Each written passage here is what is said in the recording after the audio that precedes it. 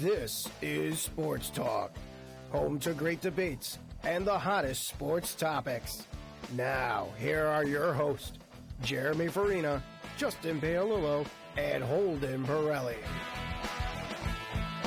Hello, North Haven. Welcome to this edition of Sports Talk. I'm Jeremy Farina here with my fellow hosts, Holden Pirelli and Justin Paolillo. Today, we got the big board right here, a list of things we're going to be talking about. We're going to start it off with some NBA lottery reactions, some Cavs-Hawks picks, the Warriors and Rockets. We're going to have Holden talk about the Deflategate a little bit since he really didn't get a chance to because he wasn't here last show. Some NFL draft reactions, who you think had the best draft, the NBA draft order, where do you think everyone's going to go, some AFC East predictions, and then some of the rule changes that have occurred in the NFL with the PAT rule change and then the college basketball rule changes as well. We're going to start this off with Holden. What are your reactions to the Deflategate punishments? I thought the 4-game suspension for Tom Brady was fair, given that what he did was it was a competitive enhancing kind of thing, and you see players who get in trouble with PEDs, they normally get 4 games for performance enhancing drugs, and this was a performance enhancer, deflating the ball. So I think it was fair for Tom Brady to get 4 games suspension out of it. But what I don't think was fair was the punishments handed down to the franchise as a whole. For New England to lose a first-round pick next year is a huge blow. A first-round pick, I think we can all agree that's major. Like, you don't want to lose a first-round pick. If you lose a 5th round, okay, because that guy probably won't make your team. But a first-round pick, especially Tom Brady's going to be out 4 games. Darrelle Revis is not there. This team that has a huge rebuild ahead of them. That I think that first-round pick could have possibly been in the mid-first round to late first round. It would have been a valuable pick, and for them to lose that was huge. And I think a lot of it had to do with the fact that the New England Patriots already got in trouble once with Spygate, and the NFL really took that into consideration, that they got in trouble again with this Deflategate issue and decided to dock them a first-round pick. But I don't think it was fair given the other punishments handed to other franchises around the league recently. The Atlanta Falcons only lost a 5th-round pick for pumping crowd noise into their stadium the past 2 seasons, and the Cleveland Browns only lost a 4th or 5th-round pick because of the GM texting coaches on the sideline. And I think if you're going to punish the New England Patriots, dock a 5th, 6th, 7th, or at most a 4th-round pick, I think a first-round pick is just too drastic. Yeah, I mean, the closest thing you saw to the first round was the Saints with the 2nd-round pick when they had the bounty. But given that was probably more drastic than Deflategate when you're purposely trying to injure an opponent. But I do think that the first round was definitely probably the biggest blow. But other than that, you look at the fine. I mean, $1 million. Robert Kraft's a billionaire. That's nothing. Yeah, and think about it. If they're not paying Tom Brady for 4 games, they're going to save that money. And I think honestly that might end up helping them because you don't have Brady for 4 games, but in reality, that's just going to have him be more rested for the postseason. He's a young guy, or not a young guy, an older guy. He's a veteran. Right. I mean, I don't think they're missing the playoffs because he's missing 4 games. I think they'll be able to take a win here or there. The Patriots are a good football team. I mean, Tom Brady obviously is a big part of it. He's one of the best quarterbacks in the league, if not the best. So I think that the 4 games is going to hurt them. But if they can steal a win or 2 in there, I think that they'll be fine for the rest of the season. I think that first-round pick, Belichick's a guy that really likes to build in the draft. You don't really see him making a lot of splashes in free agency. I mean, they lost their top 3 cornerbacks from last season. They're not bringing any of them back with Arrington, Browner, and then Revis. So I think that first-round pick is going to be huge. I mean, look what they did this year. They get a defensive tackle, which is going to replace Will Fork, the guy that's been really the center of their defense for so many years. But I definitely agree that maybe everything else was justifiable, but the first-round pick is a little much in my opinion. Moving on, we're going to talk about the NBA draft lottery first. Mostly stayed how it was predicted to. The only thing was the Lakers and Knicks kind of flopped picks. The Lakers get the 2nd pick, and then the Knicks fall to the 4th pick. Holden, do you have any reactions to the NBA lottery? Well, I have a lot to say, but first I would like to hand it to you, Jeremy. So you can talk about your conspiracy theories because we know you have them. I'm a big believer that the NBA draft lottery has been fixed in years prior. This year, it wasn't the most evident thing. I think the craziest thing that could have happened would have been if the Heat got the first round pick, seeing that they had like a 1% chance of winning. Then I would have been, oh my God, there it is. There's my evidence. Oh, but I think the Lakers swapping with the Knicks is kind of big. You get the Lakers are going to have the chance either to draft Towns or Okafor, depending on who the Timberwolves go with, and then. Holden was talking about this earlier. You get back to the Kobe and Shaq days where, they had the big man and then Kobe. Now it's kind of flip-flopped with Kobe being the veteran instead of the youngster. But if they can bring in Okafor and really model it around him, a lot of the Lakers' great teams have always been modeled around a great center, whether it was, Abdul-Jabbar or Worthy or any of those guys. Chamberlain. Seems like, Chamberlain as well. Shaq. It seems like they always had a big center that's helping them out. Shaq. So, we forgot about Shaq. Shaq. Can't forget Shaq. He was pretty good in his day, so that could be, I guess one theory. I didn't think this draft was as maybe obvious as drafts previously. Yeah, I definitely think that the whole Lakers thing was pretty funny, especially watching Byron Scott, the head coach who was there, and his reactions. He was kind of smirking the whole time. Like, he kind of knew already what was going to happen.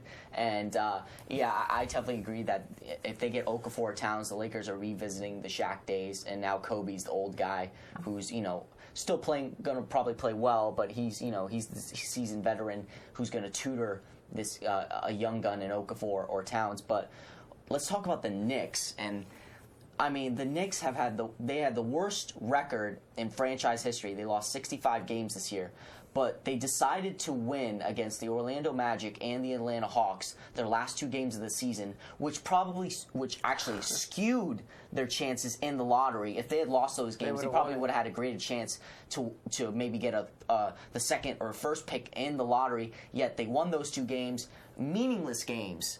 Even when you're supposed to lose, the Knicks can't even lose. Like, this is how sorry of a franchise they are. Even when they're supposed to lose, they can't lose. And they have absolutely no one on their roster. They completely gutted it so they could tank the season and get the number 1 overall pick. They can't even do that right. And Phil Jackson has done absolutely nothing except trade for Jose Calderon and Samuel Dalembert. He's making $12 million a year. Melo is probably going to be out an early portion of the season. I don't think he's going to come back for the start of the season, but he's out. They're going to have to make some aggressive moves in free agency because maybe they'll draft Moutier, maybe they'll trade out of that pick and look for a valuable player to add to their team. But no matter what they do, this team still has a huge rebuild in front of them, and having the number 4 overall pick doesn't really help their circumstance. Yeah, I definitely agree with Holden with the Knicks. They did kind of get screwed, and a lot of times you wonder why didn't teams just lose on purpose? But a lot of times there's guys who are fighting for a job next season. I understand it's for the better interest of the team, like what's losing at the first pick, but a lot of those guys are not going to be on a roster next year, and they wanted to prove that, even though these games are meaningless, I could still, contribute to this team, and that's part of the reason why I think they did win. However, I do agree with you guys, like, I don't think they should have for the Knicks themselves, because getting a guy like an Okafor or Towns who could potentially be a franchise center for the next 15 years versus a guy like, let's say, Russell or maybe a Moutier, or if they maybe if like a Winslow or somebody comes up a little higher, that person maybe will just be a role player for their career or injury prone or a bust. I don't know. I think you want to get to 1 or 2, but. I'm really happy for the Minnesota Timberwolves. I've been upset with how much they've been screwed in the draft over the last years. You take Wesley Johnson with the 4th pick. I think it was like 4 or 5 years ago. Flynn.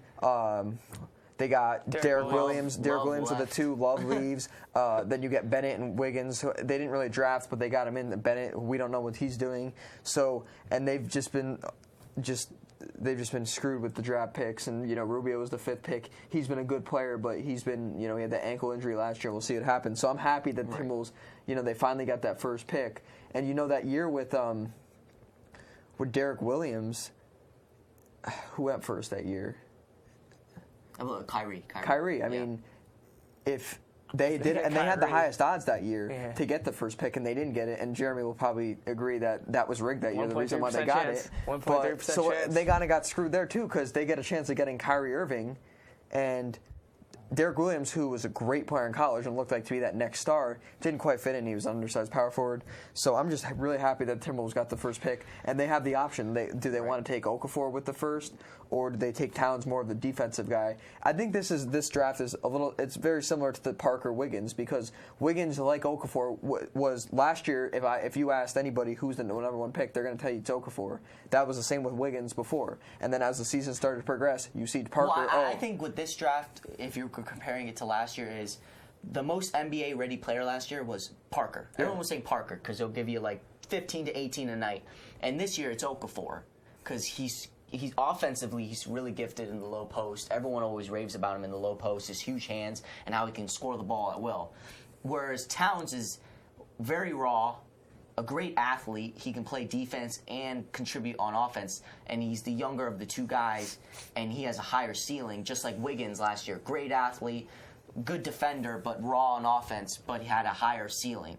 So I think that's how they compare. But, I mean, looking at the Lakers, they get the number 2 overall pick and possibly the chance, if they make the right moves in free agency, to enter the Western Conference playoff picture again. They could be a relevant franchise after just 1 year. Really. After just 1 year in the cellar. And I think we can all agree that the NBA without a good Lakers franchise hasn't been as fun to watch or as entertaining or as, profitable. I don't know. I disagree. I think that obviously you're going to have more profits. I think when the Lakers are doing well, team. I mean, everyone's for some reason. But there is a lot of Laker haters out there. I had no problems with this NBA playoffs without the Los Angeles Lakers. I know, but when they're in it and when Kobe's in the playoffs, I just feel like I think it's comparable to like the Red Sox and Yankees. Like if one of them's not in the postseason in baseball, it's like just not the same. Yeah, I see what you're saying. Well, think about it. In our lifetime, how many times have the Lakers not been in playoffs? Yeah, so it's kind of weird. It's just like you always think of them as one of the better teams in the West. But now they're back in the picture possibly, which I think was a little conspiracy. I don't know, Jeremy. You don't even have to because LA is such an enticing place to go for a free agent. I mean, who doesn't want to live in LA? Yeah, so I mean, but we've heard so much about their ownership and how terrible it's been since the old owner passed away, but now they have a chance to be relevant again. And the Knicks have been just so irrelevant for the past decade that whether they're good or not, it doesn't really affect the market. They got the 2 seed like 2 years ago, and other than that, and they didn't have the pieces. Done much. But I mean, I think ultimately Towns is gonna be the first pick. I think that the Timberwolves are gonna go with him just because Pekovic isn't the greatest defender, and having Okafor just adds to a lack of interior defense. Mm-hmm. So I think that those guys wouldn't really be the greatest fit, as Towns can kind of play both ways, like I said earlier. So I think that's where he'll go, and I think Okafor will end up in LA. So I think that's always going to happen. And then I think Russell, who might be the best player in this draft, I think he's the best player. Is going to end up with the 76ers, and the Knicks end up with Moutier, which honestly might be better for them that they ended up with the 4th pick and not the 2nd. Because you miss out on Okafor or Towns, but now you're easier. It's very much easier for you to recruit in an Aldridge or a Gasol or a Monroe in free agency without having a cluttered front court they might have had if they ended up drafting Okafor or Towns. Now, are we going to get to the draft order later on the show? Okay. Yeah. And we're going to move to the Cavs and Hawks. Obviously, the Cavaliers took the first game. Justin, do you see the Hawks coming back, or do you think that the Cavs are going to take the series? I definitely think the Hawks will win game 2 at home. It's obviously a must-win game because you go down 0-2 going back to Cleveland. It's going to be tough. And we'll see what happens with DeMar Carroll. He left with that knee injury. The MRIs came back negative, so he's day-to-day. I think knowing DeMar Carroll in his game, I think he's going to give it a go. And they lost Thabo Sefolosha early in the season, and then you have your other good wing defender, DeMar Carroll, who, if he misses that again, they really have nobody to guard LeBron James. And now while you're not going to stop LeBron, if you have a guy, let's say Kent Bazemore or a Kyle Korver, LeBron has a good possibility of going off and controlling the game, and that's not what you need. So I think DeMar Carroll playing is a big factor in whoever comes out of this game. But I think if DeMar Carroll plays, I think the Hawks will take this series. And then I think it'll get interesting once they go back to Cleveland. I think if the Cavs have any chance of winning it, the Hawks, they're going to have to get the split going back to Cleveland and get that home court advantage back. And I think they definitely can. I still think the Cavs are going to take the series in the end. I think it's going to go 7 games, and they're going to take a win on the road, Game 7. And obviously LeBron will be there. And then I think Kyrie Irving's only going to get healthier with his foot. Obviously he can go down and injure it even more any game, but I think if he continues to inflammation goes down, starts to feel better. And Kyrie Irving's a dangerous player when healthy. I mean, he's tough to guard, and he can catch fire in a hurry. And I think as Kyrie Irving starts to get healthier, I just think the Cavs will take it overall. But I think the Hawks, this isn't going to be a sweep. I think the Hawks are going to put up a good fight, and I think it's going to go 7 games. Yeah, I think if DeMarre Carroll is going to miss more time, then the Hawks are going to lose this series and lose it quickly to the Cavaliers, because DeMarre Carroll is the guy the Hawks put on LeBron to defend him and slow him down, and he's done a good job of doing so all season. Throughout the regular season, the times the Cavs and the Hawks played each other, DeMarre Carroll limited LeBron to only like 9 points a game, or it was through the whole stretch they played each other. But DeMarre Carroll has done a great job, an excellent job defending LeBron and taking him out of the ball game.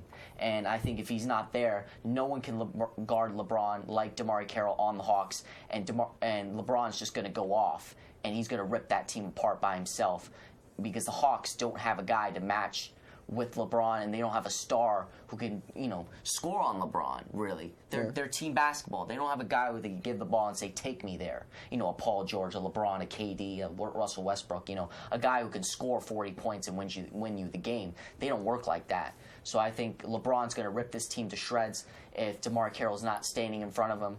And I think the Hawks have never been in this moment. They've never been in the conference finals. Yes, they've won playoff games, but they've never been in a moment as big as this, and LeBron has, and I think experience is going to win over this talented Hawks team. And you did see what Holden was mentioning about LeBron dominating. When Carroll was out, it was only the last part of the last quarter, but LeBron definitely had it a lot easier going by people. I remember one play where he just flat out went by Kyle Korver and had a wide open lane to the hoop and just threw it down, no contest.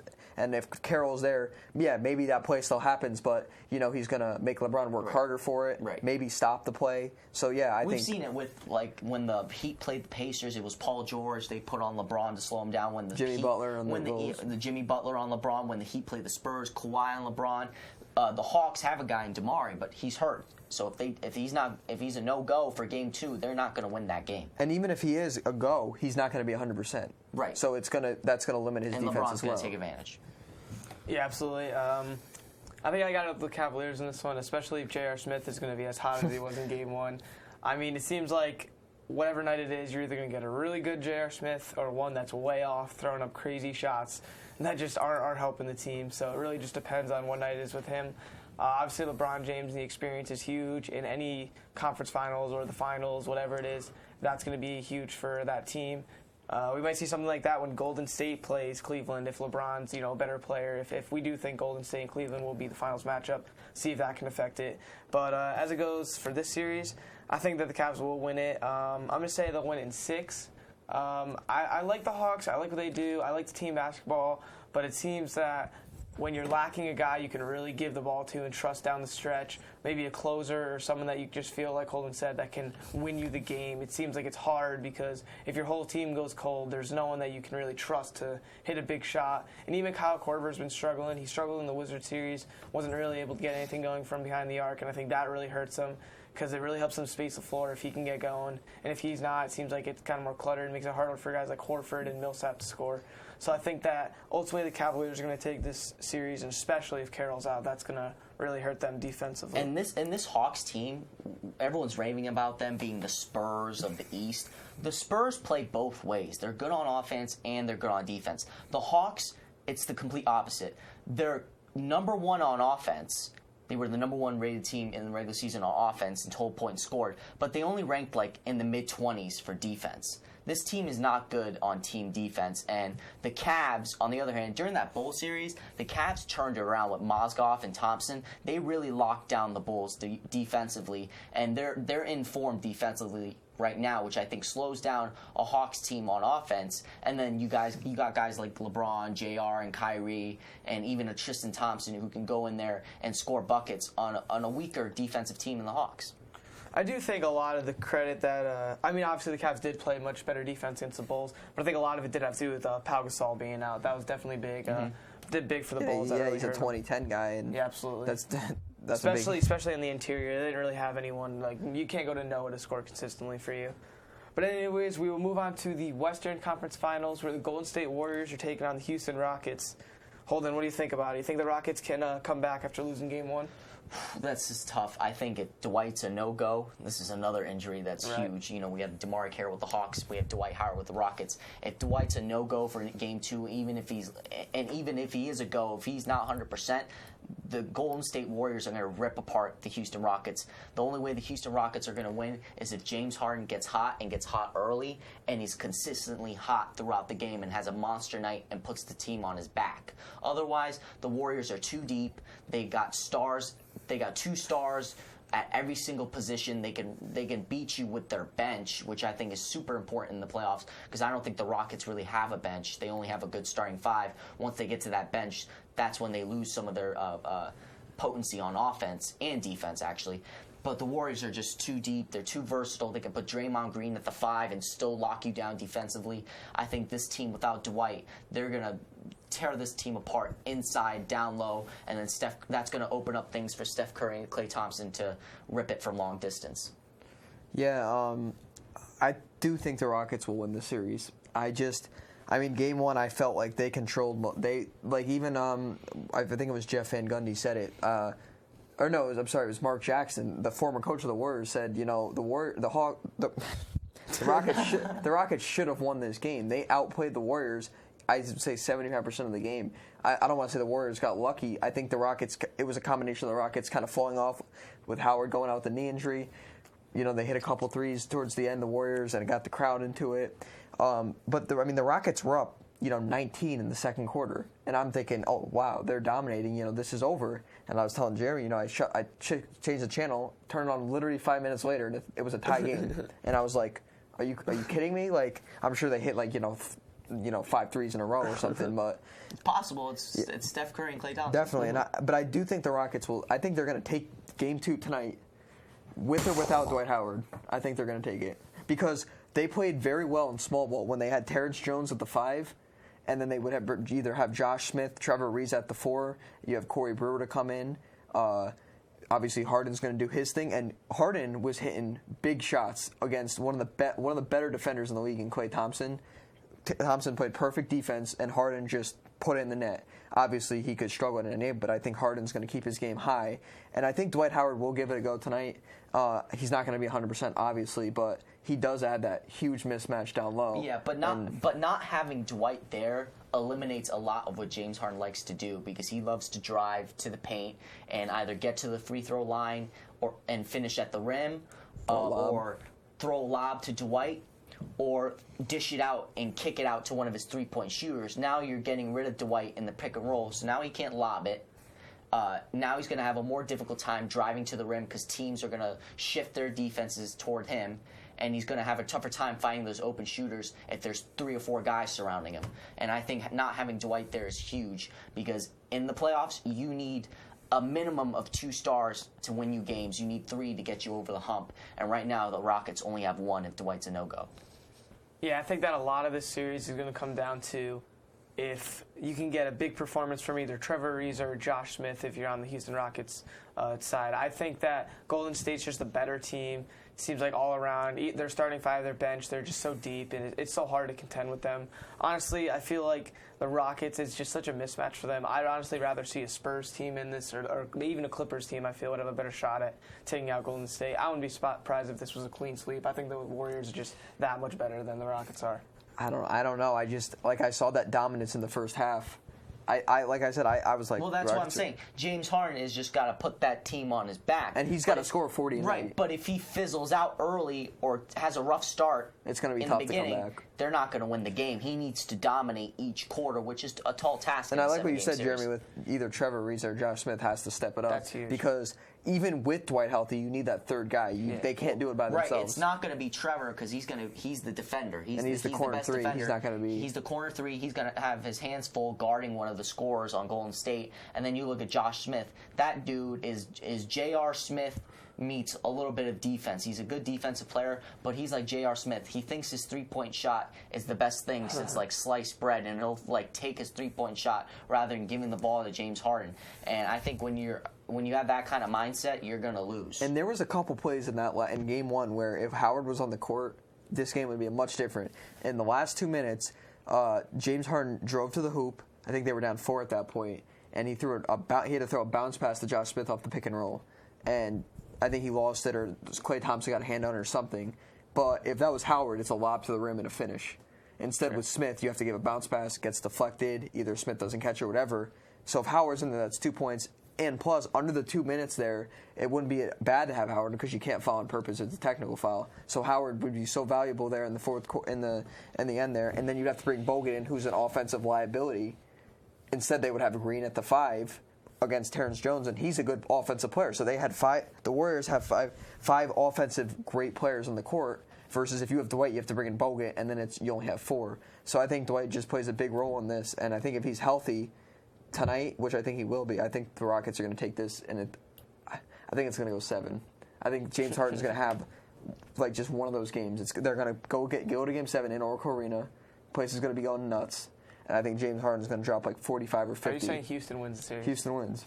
I don't think so. It's going to be the 2 seeds in the finals. I don't want to go play in Oracle. Game 7 at Oracle, the Golden State has only dropped. Game 7. Golden State has only dropped 4 games this year at home. Yeah.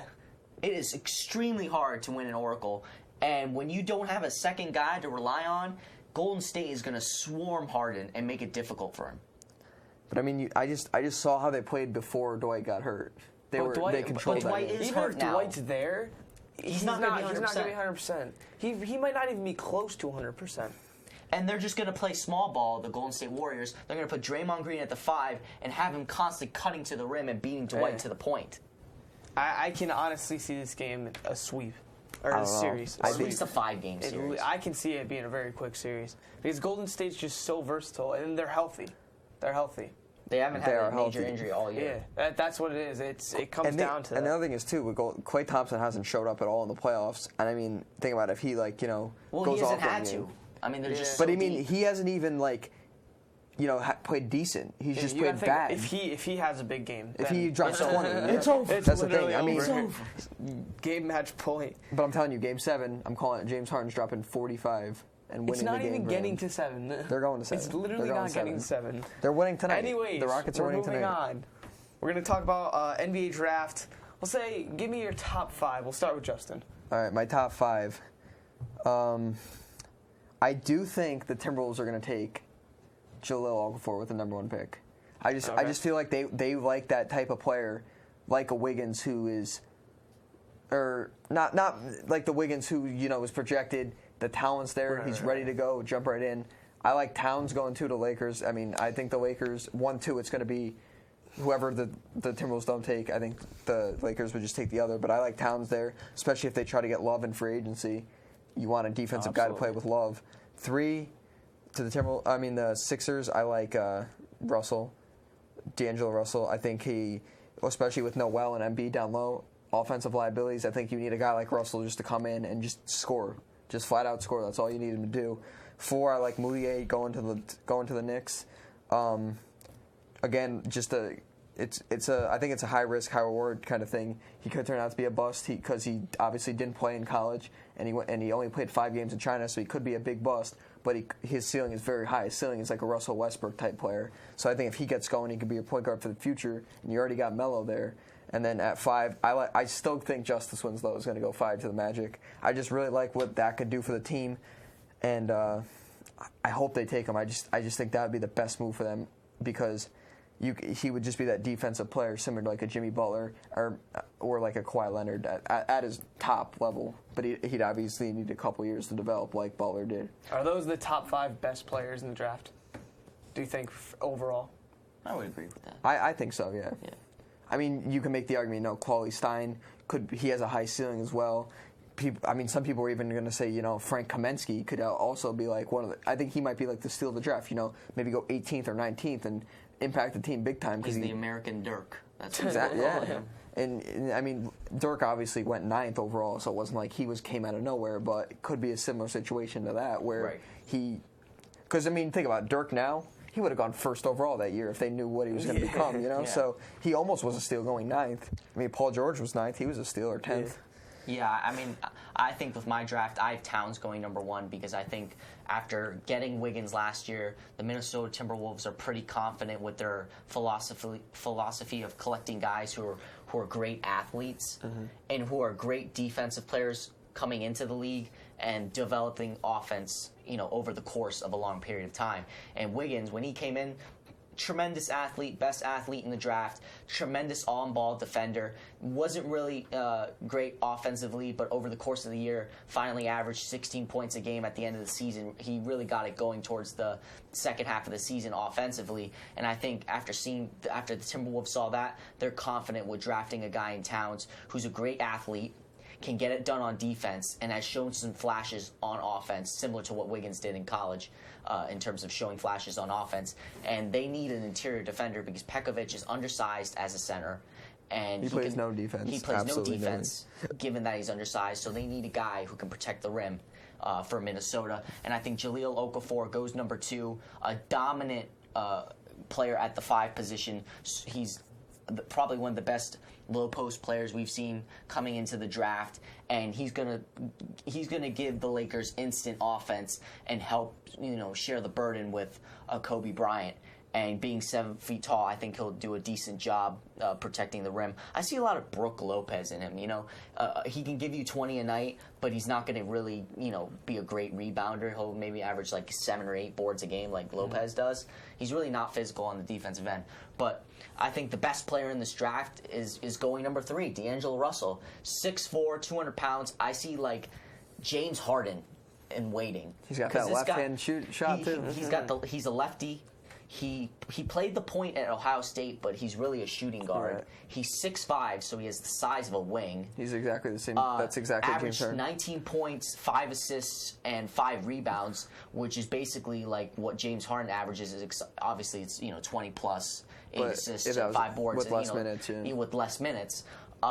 So I think D'Angelo Russell has the best all-star potential in this draft. I see a lot of James Harden in him. I think he goes to the Philadelphia 76ers, and he plays the 2 guard spot, but he's going to have the ball a lot in his hands, so he's going to have to play that James Harden role of scoring and also distributing from the 2 guard spot. And for my number 4 pick, I have Emmanuel Mudiay. I think 6'5", 200. You said Russell Westbrook. I think that's a fair comparison. The Knicks need instant offense. I don't think they really need defense. They just need a guy who can consistently score, and Mudiay showed flashes of that in the 10 games he played in China. And I think I agree with you. Justice Winslow at the 5. At the number 5 pick for the Orlando Magic. They need a wing because right now, if you look at the roster, they have Elfrid Payton, Oladipo, no one at the 3 spot, Tobias Harris at the 4, and Vucevic at the 5. They need a guy to play the 3 to complete that starting 5. And Winslow, I see a lot of Kawhi, I see a lot of Jimmy Butler. Great on-ball defender, great athlete, great rebounder for a guy who's only 6'5". So I think he goes to the Magic and plays their 3 spot because they like Tobias Harris, who has the size of a 3 but plays the 4 and stretches the floor as a stretch 4. If I can very quickly, I would like to explain why I switched basically the same as Holden, but I just had Okafor 1. I think the Timberwolves should go big on Okafor because his ceiling is Tim Duncan. He's got the offensive game Duncan did. And Duncan wasn't the greatest defender when he came into college, and he developed into one playing with David Robinson. And I think if you bring in, a guy like Okafor, and who better to teach Okafor how to play D than Kevin Garnett, who's there playing the power forward spot. And I think that'll only improve his game. I think I think that would just be better. He's a great offensive player, and as his defense gets better, him and Wiggins would make a great 1-2 punch. And then I think the reason why Towns works for the Lakers is because if Love goes there, or even if Love doesn't, you're going to have Julius Randle, 2 guys who aren't playing much defense. You can't have a guy like, Okafor, who until he learns he's not a great defender, they would get destroyed down low. So I just think that works out better for them, and I think the Timberwolves should go with Okafor because I think KG would be a great mentor for him. And but I mean, like I've said before, I think you can't go wrong with anybody in the top 3. Right. You're gonna get a great player. This is a no really matter who draft. You take. Yeah. I do think though, if you're looking at it from the defense perspective, I think you have Minnesota as the same situation where Pekovic doesn't really play a lot of defense. So you put Okafor in, it's kind of the same situation with the Lakers where it's Randle and Okafor both not really being great defenders. If you look at Pekovic and then Okafor in Minnesota as well. So I think it's like a risk reward on both sides for both teams. But I do agree with Holden. I think Towns is going to be the first overall pick. I think just being able to play both ways, and he's just such a good athlete, that's really going to what vaults him into the first pick over Okafor. And then I'm going to have Okafor go 2 to the Lakers, D'Angelo Russell to the 76ers with the 3rd pick, Moutier, the 4th pick, to the Knicks. And then I don't know if I think Winslow's going to go 5th because they did draft Aaron Gordon last year. I don't know what their plans are with him because he can kind of play the 4. He can play the 3 as well. So I think it depends on what they're going to do with him. Will depend on if they draft Winslow or not. But I don't know. If not him, I mean, there's a power forward from Europe. I'm not sure. Yeah, Latvia. He's like a 7-footer. Yeah, I could see them maybe going that way if they don't go towards This Winslow. is the thing, though, like with the European players, they haven't had a good track record these past couple of years in the league. You look at Dante Exum, who was taken 6th. Or what was Fourth. I'm sorry. He was taken 4th out of Australia, and this guy was supposed to be like the next Kobe. I mean, if you look at Andrea Bargnani, too, he was supposed to be the next Kobe. Right. He comes into Utah, averages like 11 minutes a game. Didn't really do much of anything. The guy from the Jazz, Rudy Gobert. He's having a good year. He was up for most improved player. Right, I mean, but he's doing good. I mean, he was drafted he was like 2nd round. Yeah, like way later. He fell though. But in terms of these lottery European picks, they haven't really panned out. I mean, Ricky Rubio is the only guy who was. I could see Rubio and then team. I could see Rubio and maybe Valanciunas. As far as like working out, I think with the Magic, you said they have Aaron Gordon there. I totally forgot about this, but Tobias Harris is going to be an unrestricted. Yeah, so he might walk. So he might jump ship and sign with a team for big dollars, and they're going to put Gordon in at the 4 and then draft Winslow for the 3. So they'll still have a complete 5. And I got to tell you guys, if I see one out of the top 5 I mentioned, one bust, I could honestly say I think it would be. I don't think he's going to be a bust, but if I had to pick one, I would say Towns would be the biggest bust threat of all. I think if I was to pick one, it'd be Moutier. I think he's the most pro. Yeah, Moutier is up there for a bust, but I think the other 3 guys are going to just be. I would agree with Jeremy saying Moutier because this guy only played. I could see Towns. He only played 10 games. I could see Towns being a bust. I mean, China's like the equivalent of the D League because the only people that play in China are like washed up NBA players who are in like their late 30s who can't keep up. Stephon Marbury's over there. Yeah, that's who he was playing Stephon Marbury, actually. And a bunch of old, other Chinese guys who probably can't play basketball. I mean, what are we talking about here? Yeah, so Moody only played 10 games. I mean, 10 games, 18 points. I mean, really, what did he average per game? That's what I want to know. 18 points per game, I believe it was. But he only played 10 games, so it's like... But I could just see Towns. It's not a lot. I could see Towns as one of those. Moutier because they said that he earned the respect of the people that were on the team he was with. A lot of people did say that they see him being a leader in the future. That's what a lot of people did like about it. When he was hurt, he stayed with the team in China throughout the season. He didn't come home and I'm going to the NBA. He stayed with his team, supported them. They like that. A lot of guys liked the way he led. But as far as maybe his basketball talent, he didn't play at the college level. It could turn out to be a bust. Maybe he gets hurt. But I just see Towns. I don't know why. I just see him. Not that he came out of nowhere, but you didn't really hear too much of him. Like, you knew he was maybe going to be a top 10 pick, but he kind of went up to that one spot sort of like early mid-season.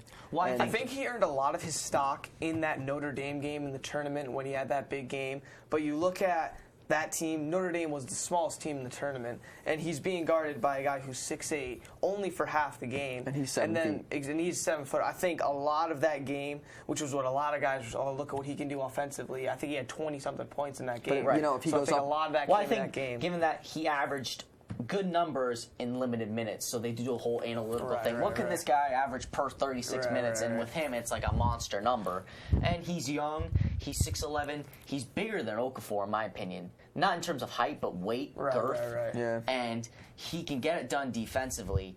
And he's good enough of an athlete to do, the Dwight, jump up, dunk it, and, muscle guys and slam it on their throats. And I think he just has a higher ceiling, similar to what Wiggins had over Jabari. And I recently compared, Towns to maybe like a Marc Gasol, like a big body, could step out, take a mid-range jumper here and there, a good defender. He's not going to, he's not going to drop 25. He's never going to average 25 a season. He's going to grab some boards, throw some assists. I think he's an all-around good player. But I just see him being the type of player, maybe like a Greg Oden, who had such a high ceiling going number one. And I mean, Greg Oden would have been a beast, but he had that foot injury. There's no injury issues.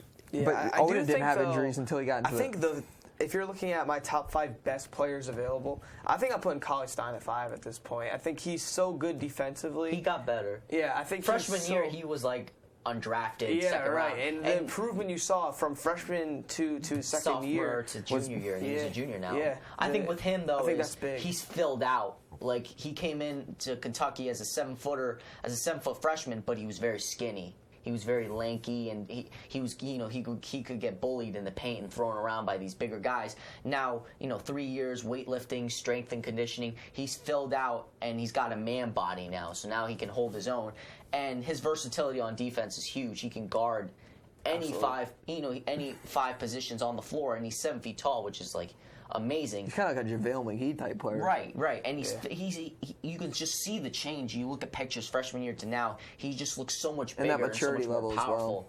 And I agree with you. I think he goes in the top 10 for sure. Yeah, absolutely. I think a lot of people are saying he's no offensive ability or whatever it is. I think he has limited offensive ability, but you look at a guy like DeAndre Jordan, average 14 points per game, and you're looking at a potential max contract for him. Someone's going to really want a guy like that on their team. Well, I mean, he was like shooting like 60% from the field, and he averaged 14 boards, but still only 14 a game. Most people consider max contracts for you need to drop 20 a game, but he does it in so much other categories. If they didn't have Jordan this year, like let's throw in like a who would you say is like a mediocre center in the league, like.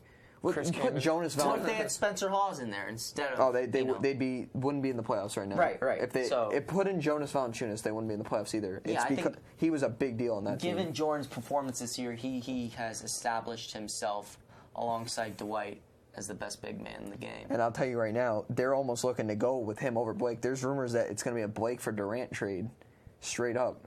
Blake Griffin going to the it makes Blake Griffin will be like, Durant's going to. You think he's going home to Washington? Yeah, he's going home. He's going home. Play with John Wall. It's not like I'm just going home. I'm going to play with John Wall. He's playing with John Wall, Bradley Beal. I mean, Paul Pierce might not even come back next year, so he'll be out. And then, but still, the Polish hammer. But even if Pierce is there, he can come off the bench and just take clutch shots. I'll tell you right now, if Durant and Pierce on the same team, I still want Pierce taking my final shot. Over Durant. No, Pierce, it just seems like I still loved the play they ran to get him that 3-point shot against the Hawks when he won series. I thought that play was great. And then the 3-point shot where he makes it, but he didn't get it off in time. Yeah, that was a nuts shot. I think that was crazy. He can still come in and give you a lot and teach guys like John Wall and Bradley Beal about the game and how to conduct themselves. And Otto Porter, this guy was a no-show the first 2 years in the league, and all of a sudden he's come out of nowhere and contributed. I said he was the best player in that draft. I think it's going to turn out to be that way. I think that was a huge Paul Pierce effect on Otto Porter. We will move on. Talk a little about the NFL draft. Justin and me touched on this a little bit, but Holden, I want to know what team you thought had the best draft. That's a tough question. I think, in my opinion, the best draft went to. Man, this is a tough question. I think the Bucks. I think the Bucks had the best draft. I think the Bucks had the best draft because they addressed every single one of their needs. True. They needed a quarterback. Check mark, Jameis Winston. They needed to rebuild their offensive line. They took 2 guys in the second round for their offensive line. And they were pretty good on defense. I think they addressed every single need they have.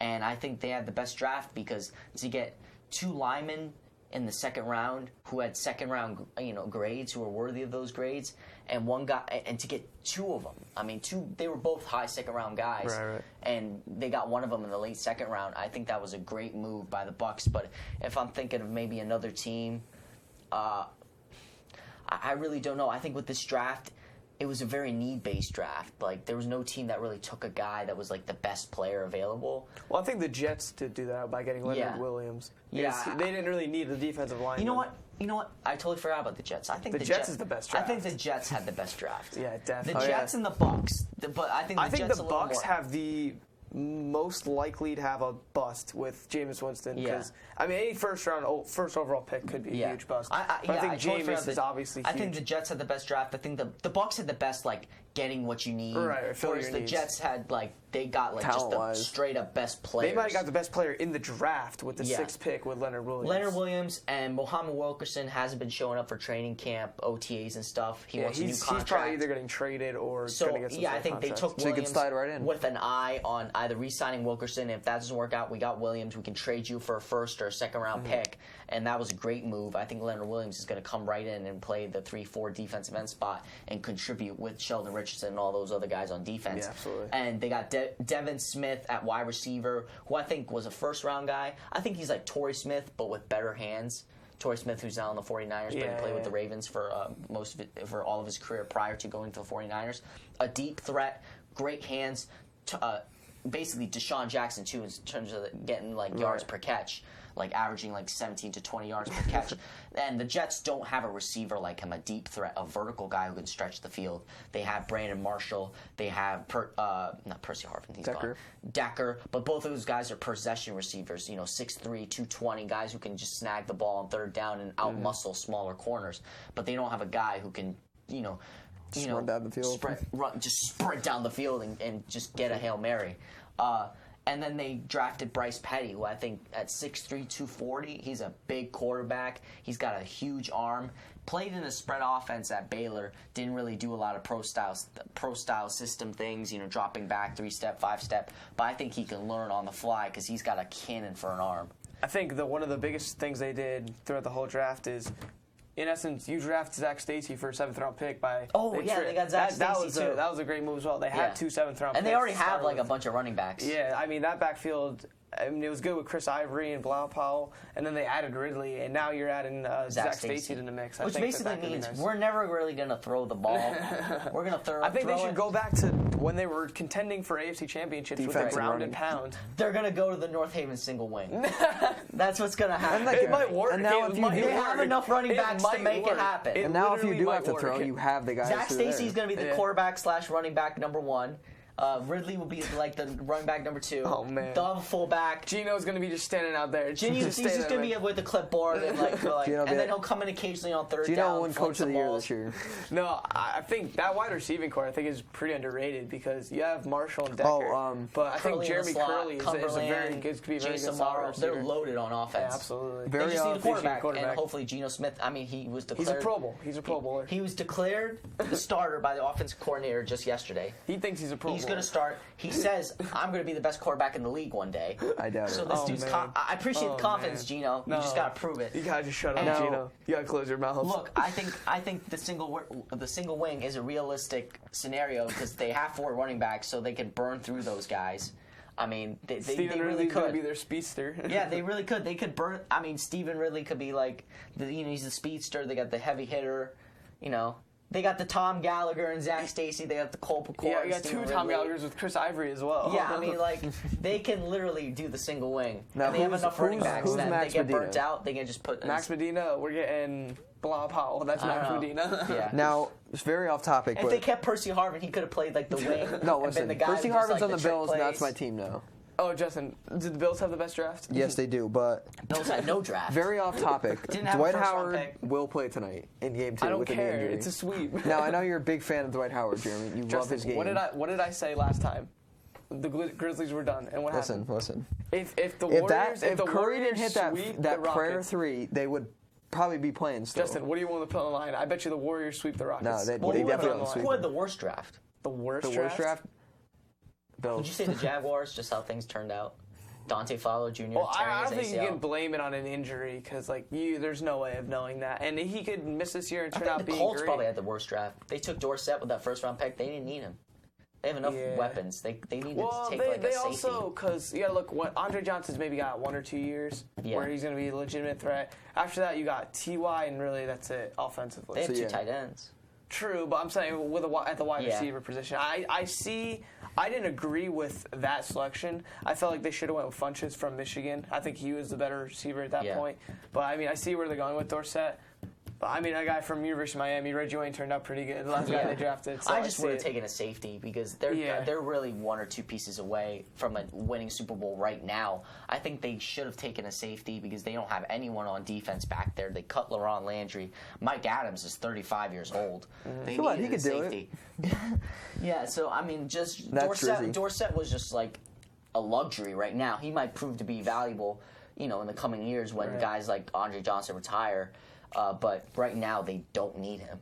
You gotta think, if you're thinking about being a loser, just like since the Eagles didn't get their guy in Marcus Mariota, maybe you say maybe the losers of the draft. I mean, I don't think anyone really overdrafted someone. I mean, years past, the Bills clearly overdrafted Giants, they took Eric Manuel. Flowers at number 9. This guy was supposed to be needed an offensive lineman. But this guy was projected to be like a late first rounder. True. I see they overdraft. That could be maybe the overdraft so many this players year. they could have drafted instead I think of 9. I think one guy. I remember when Bruce Irvin was drafted by the Seahawks. They were expecting him to be like late second round, early third, and he went first, and everyone was. And he had one good year in the league, and now he's like not doing anything. Is he coaching now in high school? He's like, coaching. I'll be in Atlanta next year. Is what he's saying. But I think maybe the Giants. You could say maybe that was maybe the farthest stretch. But I mean that's the need they had to fill. So I see what they're doing. And it works out now because their left tackle is out with a season-ending injury, so they need a guy who can come in and play that tackle spot. I mean, the easiest guys you could say that could end up being a bust are either the running backs, Gurley or Gordon. Right. I mean, you've seen it in the past with like Trent Richardson. Ingram I really thought didn't this do year much the running till this backs year. were taken tremendously high. Usually, the first-round backs we've had drafted in the past couple of years of the draft have been late first-rounders. Richardson was the only one. He was the only one that went 3, but otherwise everyone else went in the mid-20s to 30s, and you got Gurley going at 10, coming off the ACL. And then Gordon was 15. That was the first time 2 running backs looked at the top 15 in like 20 years. Yeah. So that's I can see that. I mean, this draft had a ton of running backs. I mean, guys picked in the 5th or 6th round, people are saying they're going to contribute right away on offenses. So that definitely a good draft for that. But I do want to talk about the extra point rule change. The change was now that once you score a touchdown, obviously, if you're going to kick an extra point, go for the 1 point. You kick it from the 15-yard line, and then you can go for 2, but that will be snapped from the 2-yard line. So it's supposed to entice people to go for the 2 point. And it's a live play. Like if it's a fumble, they can return it. It's supposed to entice teams, I guess, to go for 2 more often. I mean, Chip Kelly probably doesn't need a kicker on his roster anymore. He's going for 2 every time. Every single time. But what do you guys think of it? Justin, we'll start with you. All right. I do like this because you'd always watch games and they'd score and you'd be like 7-0. You wouldn't even say 6-0 or 6. It was always 7-0, and it was almost like, what's the point? Like it was discourage you. Like let's say a team's down 6, and technically they score the touchdown. There's still a chance, but in a way there's absolutely no chance that they're going to win. You put it right through the. Right through it, you put it right through, and you get the 1 point pretty easily, and it's nice to give incentive. And I feel like a lot of the fans too, they want to see a nice play and 2 point conversion, or a nice 2 feet touching the end zone, just getting him down, falling out of bounds, or making a nice slant play, or maybe a pick 6 at the line or something. I think that would definitely get the fans going more versus a little guy who can score a 40-yard field goal just tapping it up. Yeah. I think it's definitely going to add more enjoyment to the game, and I think it'll like you said, it's going to add obviously more incentive to go for 2, which I think the fans want to see more. And I think games, honestly, I think the outcomes might change a little bit more. Teams may be going for 2, and maybe they get a pick 6 or a fumble return, or I just think there will be a much different outcome than if they had the old rules in. Yeah, I definitely think that 2 people right now in the league who love this rule change are Chip Kelly, like you said, Jeremy, and Tim Tebow. Tim Tebow is going to love this rule. He's going to come in, every single 2 point conversion, Chip Kelly's going to be like, oh, we're not kicking, get out here. Send Tim in. And Tim will just quarterback sneak it in for 2 points every single time. And I just think the rule is just like, look, there was some stat like over 90% completion rate for kickers from 30 yards or in. So, 15 yards is really nothing for these kickers. Right. What's really cool is the whole live 2 point thing, that if there's a fumble on a 2 point conversion, the defense can return it to the house. So it's a live play, which I don't think any offensive lineman appreciates that, because now they have to actually try on before, you goes down. 2-point conversions. You just kick it off. Right. If there's a fumble, they can just go, now they're like, we got to go chase this guy, So I think in terms of that, it's really not a big change. But, the NFL is constantly trying to make ways to make the game more entertaining, and fans, it's an offense-oriented league now. No one wants to see the 19-7 win. We want to see, like, the 44-36 shootout. And I think the 2-point change, more scoring, fans are going to enjoy it. I'm on the fence. I don't see a problem with it gives people point. Like Tim Tebow a job, Jeremy. I don't see the Maybe that's point. why the rule was made. They love Tebow. They're like, we got to get this dude back in the league. All this domestic violence, substance abuse. We got to just get some Tebow jump passes going. We need a clean face back in the NFL, and Tim Tebow and then is that guy. You're just going to see opening day. Yeah. And let's go Tebow. Everyone's going to forget about NFL players getting in trouble for domestic violence. Forget about 2-point conversion. Tebow starting quarterback in Philly week 1. Yeah, basically. But no, I don't know. I just didn't see a problem with the extra points in the first place. I mean, yeah, it's a boring play, like, touchdown scored, like you go get a drink or something. Like, you know that it's going through. But I feel like the challenge is scoring the touchdown. The challenge is getting the 6 points, and the point after, that's what it is. It's a point after. It's just and it's like you celebrate. I feel like you're trying to fix something that's not broken at this point. I don't agree with it necessarily. But I mean, I see what they're trying to do. Add some, offensive lineman after they score a touchdown. Everyone's like, "Woo, we did it!" Yeah. And now Chip Kelly's like, "Get back in there. We're going for 2." But yeah, it's like I see the point. Add flair, add something cool. Where Chip Kelly isn't taking advantage of this. I mean, I'm sure now it's something you're going to practice going for 2 more often. Oh yeah, but it seems to be like you said, you're still kicking. It's still almost a guarantee from where 30 yards are in. It's like a 97 or something. I mean, maybe you'll see 1 or 2 misses a week. It gives guys like Tim a job.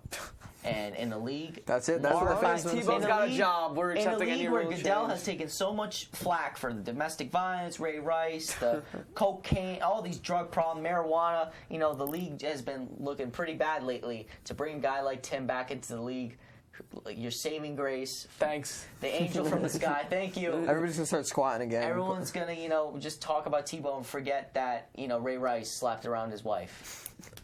I mean, I guess that was their goal. Moving on, college basketball, they have also had a few rule changes. They're changing the shot clock from 35 seconds to 30 seconds, and also players are going to be allowed to have 6 fouls instead of 5. How do you guys think this is going to affect the game? Hold, we'll start with you. I think after I watched a little bit of the NBA Combine and seeing these guys play 5-on-5 with a 24-second shot clock, that some of these guys were rushing their shots and they were really struggling to score the basketball because they're so used to having 40 seconds to drop a play. So they'd have an extra 11 seconds. Right. Yeah. They were so used to having 40 seconds to execute a play, and now you're cutting it down to 30, which I think will help these guys transition more to the NBA and get used to the NBA being a faster game, an up-tempo game. And thinking at a faster pace like they do in the NBA. I think this rule change is just going to help these guys transition to the pros that much easier.